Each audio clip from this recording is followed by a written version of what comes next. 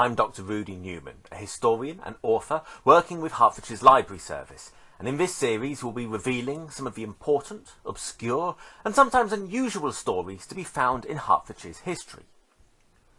The de Havilland Aeronautical Company at Hatfield played an important role in World War II, notably the development and manufacture of the Mosquito fighter bomber.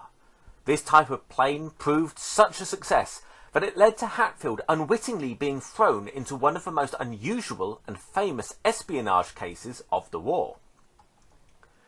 Born in 1914, Eddie Chapman was a safecracker in the 1930s, part of the so-dubbed Jelly Gang, whose trademark was the use of gelignite explosives. Arrested, he fled to Jersey while on bail, but was caught and began a prison sentence on the island. While in prison on the 1st of July 1940, Jersey was invaded by the Third Reich. Chapman jumped on the opportunity this presented to get out of prison, writing a letter offering to turn traitor. Moved to Fort de Romanville in Paris, Chapman confirmed his willingness to become a spy, and he was placed into training under Captain Stefan von Groening, head of the Abwehr, the military intelligence, in Nantes. On the 16th of December 1942, Chapman was flown to Britain, landing via parachute in Cambridgeshire.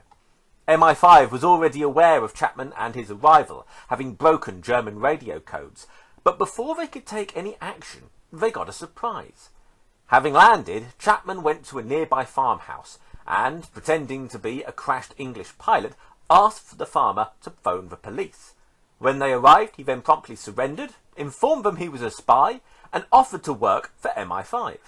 After interrogation, Chapman was made a double agent with the now famous codename Agent Zigzag.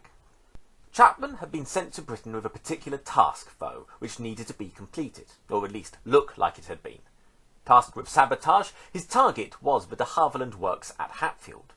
On the evening of 29th of January 1943, working with camouflage experts and magician Jasper Maskelyne, replica wooden transformers were built, gates replaced with damaged versions, walls covered with tarpaulins painted with shattered brickwork, and debris scattered about, everything to give the illusion of an explosion.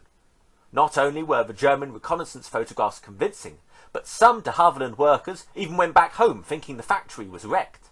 False news of the attack was included in the Daily Express, and the illusion was complete. Far from being inoperable, the destroyed factory was back up and running within a day.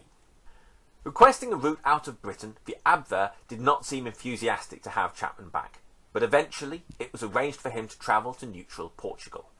He was meant to bomb the ship after disembarking, the bombs instead going to the British for analysis.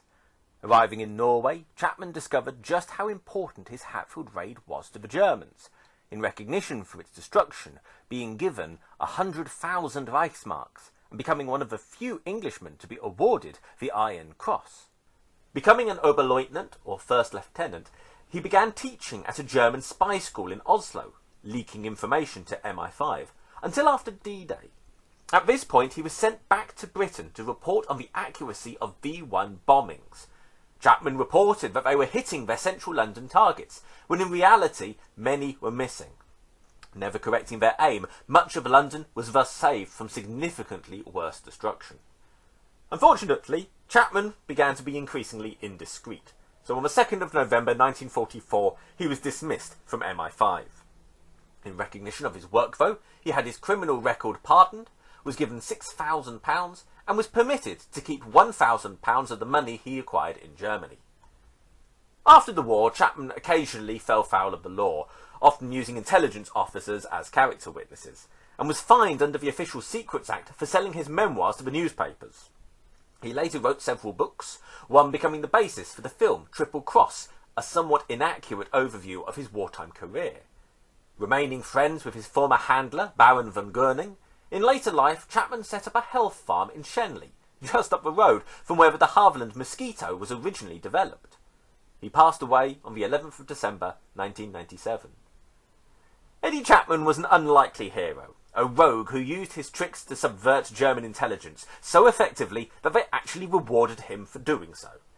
His story also shows the role that Hertfordshire played in World War II, at times becoming vital to its final outcome.